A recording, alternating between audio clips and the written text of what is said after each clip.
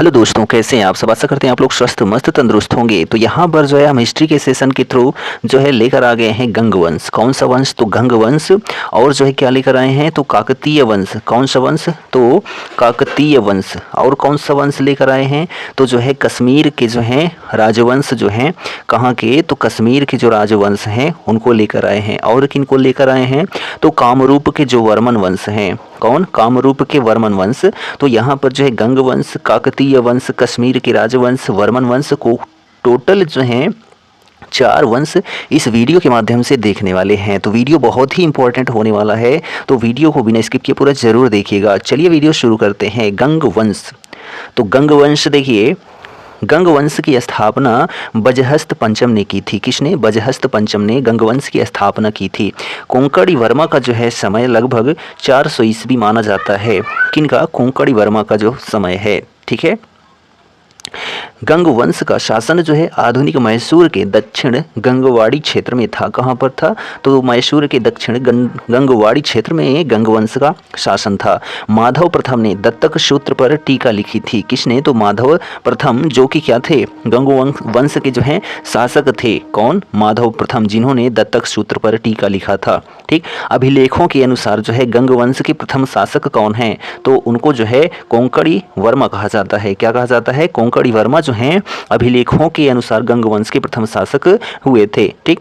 गंग शासक श्री पुरुष ने अपनी राजधानी जो है कहाँ बनाई थी? मान्यपुर में बनाई थी। किसने? तो श्री पुरुष ने। ठीक। श्री पुरुष जो है 728 से लेकर 788 ईस्वी तक शासन किए थे। गंगों की प्रारंभिक राजधानी जो है कुअलाल थी। क्या थी? कुअलाल यानी कि कोलार थी, जो बाद में तलकाड हो गई थी। किनकी? तो गंग वंशों की जो राजधानी थी। तो यह जो है कौन सा वंश था? तो गंग वंश था। आपका यह गंग वंश कंप्लीट होता है 4 वंश में से। ठीक। अब हम यहाँ पर चर्चा करने वाले हैं वारंगल के काकतीय वंश की। किसकी? वारंगल के काकतीय वंश की। तो यह जो काकतीय वंश था, इसके संस्थापक जो हैं बीटा प्रथम थे। कौन थे? अल्फा गामा बीटा के थ्रू जो है बीटा प्रथम काकतीय वंश के जो है संस्थापक थे। काकतीय शासक पश्चिमी चालुक्यों के जो है क्या थे? सामंत थे, यानी कि जो है प्रधानमंत्री थे। ठीक। प्रोल द्वितीय यानी कि काकतीय शासक ने जो है अपने को चालुक्यों से स्वतंत्र घोषित किया था। किसने? तो प्रोल द्वितीय ने अपने को चालुक्यों से स्वतंत्र घोषित किया था, यानी कि ये चालुक्य के सामंत नहीं थे, ऐसा ही इनके द्वारा कहा गया। अनुमाकोंडा के 1000 स्तंभों वाले मंदिर का निर्माण जो है रुद्रदेव ने करवाया था। किसने? तो अनुमाकोंडा के 1000 स्तंभों वाला जो मंदिर है उसका निर्माण रुद्रदेव ने करवाया था। इनकी राजधानी जो है क्या थी? तो अमकोंड थी। क्या थी? रुद्रदेव की राजधानी अमकोंड थी। ठीक। ओरुगाल्लू जो कि आधुनिक वारंगल है नामक शहर, जो नया शहर है, इसको रुद्रदेव ने ही बसाया था। किसको? ओरुगल्लू यानी कि वारंगल को नया नाम जो है इस शहर का, वह रुद्रदेव ने ही इसको बसाया था। काकतीय वंश का सबसे प्रतापी या शक्तिशाली जो राजा हुआ था वह गणपति देव हुआ था। कौन हुआ था? तो गणपति देव हुआ था। काकतीय वंश का सबसे प्रतापी शासक गणपति देव ने जो है अपनी राजधानी कहाँ बनाई थी? तो वारंगल में ही बनाई थी। ठीक। किसने? तो गणपति देव ने। चलिए यहाँ पर देखिए मोस्ट इंपॉर्टेंट पॉइंट आ जाता है। क्या? प्रसिद्ध विद्वान और उनके संरक्षक। ठीक है। यानी कि कौन सा विद्वान जो है किस शासक के दरबार में रहता था, तो उसके लिए यह जो है पॉइंट है। उदयराज जो विद्वान है यह गुजरात के महमूद बेगड़ा के संरक्षक थे। ठीक है। हेमचंद्र जो हैं यह कुमारपाल के यहाँ रहते थे। अनिलवाड़ के जो चालुक्य कुमारपाल थे इनके यहाँ। नागार्जुन जो हैं कनिष्क के दरबार में रहते थे। ठीक है। अमर सिंह जो नागार्जुन हैं इनको शून्यता के सिद्धांत का प्रतिपादक कहा जाता है। किसको? तो नागार्जुन को। ठीक। अमर सिंह चंद्रगुप्त विक्रमादित्य के जो है दरबार में रहते थे। रवि कीर्ति जो है पुलकेशिन द्वितीय जो कि चालुक्य बादामी के थे, इनके दरबार में रहते थे। वाकपति राज जो है कन्नौज के यशोवर्मन के यहाँ रहते थे। भवभूति कन्नौज के यशोवर्मन के यहाँ रहते थे। कौन? भवभूति। ठीक है। हरिसेन जो है समुद्रगुप्त के दरबार में रहते थे। हरिसेन। ठीक है। हरिसेन जो है समुद्रगुप्त के दरबार में रहते थे। राजशेखर जो है महेंद्रपाल और महिपाल जो कि गुर्जर प्रतिहार वंश के शासक हुए हैं, इनके दरबार में रहते थे। और जो सोमदेव हैं यह पृथ्वीराज तृतीय यानी कि पृथ्वीराज चौहान के दरबार में रहते थे। और चंद्रबरदाई चंद्रबरदाई पृथ्वीराज रासो रचना की है। पृथ्वीराज चौहान तृतीय के दरबार में रहते थे। बाणभट्ट जो हैं हर्ष के दरबार में यानी हर्षवर्धन के दरबार में रहते थे। हर्षचरित जो है इनकी प्रसिद्ध पुस्तक है। दंडी जो है नरसिंह वर्मन के दरबार में रहते थे, जो कि एक पल्लव शासक हुए थे। नरसिंह वर्मन दंडी जो हैं दस कुमार चरितम जो है इनकी रचना है दंडी की। ठीक। भैरवी, तो भैरवी जो है सिंह विष्णु के दरबार में, जो कि पल्लव शासक थे। गुडाढ्य, ठीक है, गुडाढ्य जो है हाल के दरबार में रहते थे और जो हाल हैं यह सातवाहन शासक हुए थे। ठीक। महावीराचार्य जो है अमोघ वर्ष के दरबार में रहते थे, जो कि एक राष्ट्रकूट शासक हुए थे। जिनसेन, तो जिनसेन जो है अमोघ वर्ष के दरबार में राष्ट्रकूट शासक थे। शाकटायन, ठीक है, शाकटायन जो है अमोघ वर्ष, ठीक है, के दरबार में। जयदेव जिन्होंने गीत गोविंद का टीका लिखा है, यह लक्ष्मण सेन के दरबार में रहते थे, जो कि बंगाल के शासक हुए थे। कौन? लक्ष्मण सेन। ठीक। बिल्हण, तो जो बिल्हण हैं यह विक्रमादित्य खष्टम के दरबार में रहते थे। कल्याणी के चालुक्य वंश के शासक हुए थे विक्रमादित्य खष्टम। ठीक। विज्ञानेश्वर, ठीक है, विज्ञानेश्वर जो हैं विक्रमादित्य खष्टम के दरबार में रहते थे। कल्याणी के चालुक्य वंश के शासक हुए थे। ठीक है। मिताक्षरा जो है इनकी रचना है किनकी? विज्ञानेश्वर की। लक्ष्मीधर, तो लक्ष्मीधर जो है यह गोविंद चंद्र के दरबार में रहते थे, जो कि कन्नौज के शासक हुए थे। श्रीहर्ष जो कि जयचंद के दरबार में रहते थे, कन्नौज के शासक हुए। कल्हण जो हैं यह हर्ष के दरबार में रहते थे और यह जो हर्षवर्धन है कहाँ के थे? तो कश्मीर के शासक हुए थे। फिरदौसी जो कि महमूद गजनवी के शासनकाल में जो है इनके दरबारी कवि थे। कौन? फिरदौसी। ठीक। अमीर खुसरो, तो अमीर खुसरो जो है बलबन से अलाउद्दीन खिलजी तक जो है क्या देखा था? शासन देखा था। किसने? तो अमीर खुसरो ने। ठीक है। कब से कब तक? तो बलबन से अलाउद्दीन खिलजी तक। चलिए यहाँ पर देखिए राजाओं की उपाधियाँ, तो जो राजा हुए उन्होंने कौन सी उपाधि को धारण किया था, उसके लिए यह पॉइंट है। तो हर्षवर्धन ने जो है राजपुत्र शिलादित्य की उपाधि को धारण किया था।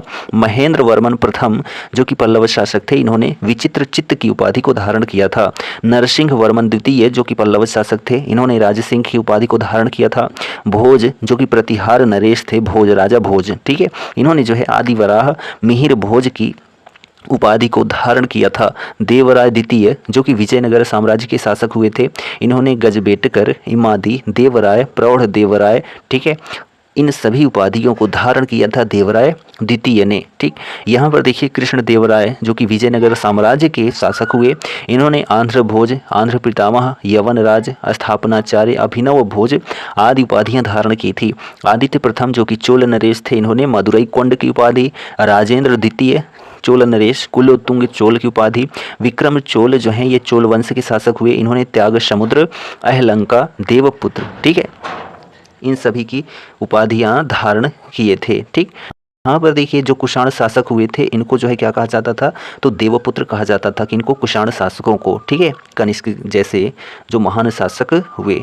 चलिए आगे पॉइंट देखिए। रुद्रांबा देवी, ठीक है, रुद्रांबा देवी गणपति देव की पुत्री थी तथा गणपति के बाद रुद्रांबा काकतीय राज्य की शासिका बनी थी। कौन? रुद्रांबा देवी गणपति देव की पुत्री थी। ठीक है। और ये जो गणपति देव हैं ये काकतीय वंश के जो है प्रमुख यानी सबसे प्रतापी राजा थे। कौन? गणपति देव, इनकी पुत्री थी रुद्रांबा देवी। और गणपति के बाद जो है ये रुद्रांबा काकतीय राज्य की शासिका बनी थी। 1323 ईस्वी में मोहम्मद तुगलक ने जो है प्रताप रुद्र देव के राज्य पर आक्रमण कर लिया था। ठीक। प्रताप रुद्र देव पराजित हुआ तथा बंदी बना लिया गया और काकतीय राज्य दिल्ली सल्तनत में सम्मिलित कर लिया गया था। किन्होंने सम्मिलित किया था? तो जो है मोहम्मद तुगलक ने। ठीक। नीति शास्त्र मुक्तावली बाददेना ने लिखी थी। किसने? तो बाददेना ने जो है नीति शास्त्र मुक्तावली की रचना की थी। नीरव, ठीक है, नीरव चनोत्तर रामायण तिक्काना ने लिखा था। किसने? तो नीरव चनोत्तर रामायण तिक्काना ने लिखी थी। काकतीय राज में कालामुख तथा पाशुपत धर्म जो है प्रचलित था। कब? काकतीय राज में। ठीक है। कालामुख तथा जो है पाशुपत धर्म प्रचलित था। अप्पाचार्य ने प्रतिष्ठा सार लिखी थी। किसने? तो अप्पाचार्य ने जो है प्रतिष्ठा सार को लिखा था। ठीक। तो यह जो है कौन सा वंश था? तो जो है काकतीय वंश था। कौन सा वंश? काकतीय वंश था। अब हम लोग चर्चा करने वाले हैं किसकी? तो जो है कश्मीर के राजवंश की। ठीक। चलिए देखते हैं कश्मीर के राजवंश। तो जो कश्मीर के राजवंश हुए, ठीक है, हम लोगों ने अभी चर्चा किया किसकी, गंगवंश की और वारंगल के काकतीय वंश की। अब हम चर्चा करने वाले हैं कश्मीर के राजवंश की। तो ध्यान दीजिए, कश्मीर पर जो है शासन करने वाले राजवंशों का जो क्रम है वह कौन सा है, तो कारकोट वंश है, उत्पल वंश है और लोहार वंश है। तो यह 3 वंश जो हैं कहाँ पर शासन किए थे, तो कश्मीर पर शासन किए थे। ठीक है, इनमें पहला जो है शासक कौन हुआ, तो कारकोट वंश हुआ, दूसरा उत्पल वंश हुआ, तीसरा लोहार वंश हुआ। ठीक, कारकोट वंश की स्थापना दुर्लभ वर्धन ने की थी। किसने, तो दुर्लभ वर्धन ने जो है कारकोट वंश की स्थापना की थी। और जो कारकोट वंश है कश्मीर में, यह कैसा वंश था, तो यह जो है हिंदू वंश था। कैसा वंश था, तो हिंदू वंश था। तो दुर्लभ वर्धन ने कारकोट वंश की स्थापना कश्मीर में 627 ईस्वी में की थी और यह जो है हिंदू धर्म के थे। ठीक है, ह्वेनसांग ने कश्मीर यात्रा की थी किनके शासनकाल में, तो दुर्लभ वर्धन। ठीक है, दुर्लभ वर्धन के शासनकाल में जो कश्मीर का शासक था, जिसने जो है इसकी स्थापना की थी कारकोट वंश की, इन्हीं के शासनकाल में ह्वेनसांग चीनी यात्री कश्मीर यात्रा पर गया था। कारकोट वंश का सबसे शक्तिशाली जो राजा हुआ ललितादित्य मुक्तापीड हुआ। कौन हुआ, ललितादित्य मुक्तापीड जो है वह कारकोट वंश का सबसे शक्तिशाली राजा हुआ था। ठीक, कश्मीर में मार्तंड मंदिर का निर्माण जो है ललितादित्य मुक्तापीड ने करवाया था। किसने, तो कश्मीर में जो मार्तंड मंदिर है इसका निर्माण ललितादित्य मुक्तापीड ने करवाया था। ठीक, उत्पल वंश का जो संस्थापक था कौन, उत्पल वंश का संस्थापक जो है अवंती वर्मन था। कौन था, अवंती वर्मन जो है वह उत्पल वंश का संस्थापक था। ठीक, अवंती वर्मन नगर की स्थापना जो है अवंती वर्मन ने की थी। अवंती वर्मन में जो है सिंचाई के लिए नहरों का निर्माण करवाया था। किसने, तो अवंती वर्मन ने, जो कि उत्पल वंश का संस्थापक था। अभियंता शूय, ठीक, अवंती वर्मन ने सिंचाई के लिए नहरों का निर्माण करवाया था। अभियंता शूय के द्वारा जो है जानकारी मिलती है।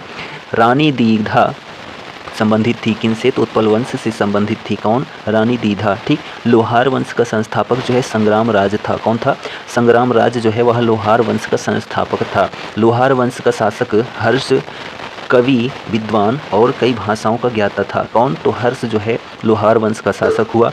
यह जो है कवि भी था, विद्वान भी था तथा कई भाषाओं का ज्ञाता भी था। ठीक, कल्हण हर्ष पर जो है आश्रित कवि थे। ठीक है, यानी कि हर्ष के जो है दरबार में ही कल्हण रहते थे। ठीक, लोहार वंश का अंतिम शासक कौन था, तो जयसिंह जो है वह लोहार वंश का अंतिम शासक हुआ था। राज तरंगिणी के जो रचनाकार कल्हण हैं, ठीक है, कौन है, राज तरंगिणी के रचनाकार कौन है, तो कल्हण हैं। ठीक, तो यह जो है कश्मीर का जो राजवंश है कंप्लीट होता है। अब यहाँ पर हम चर्चा करने वाले हैं किसकी, तो जो है हम चर्चा करने वाले हैं कामरूप। किसकी, तो कामरूप के जो है कौन से, वर्मन वंश। कौन से, कामरूप के वर्मन वंश की हम चर्चा करने वाले हैं। तो वीडियो को थोड़ा और देख लीजिए। इसके पहले जितना हमने बताया आपको पसंद आया हो, समझ में आया हो, तो वीडियो को लाइक शेयर सब्सक्राइब जरूर कर दीजिए।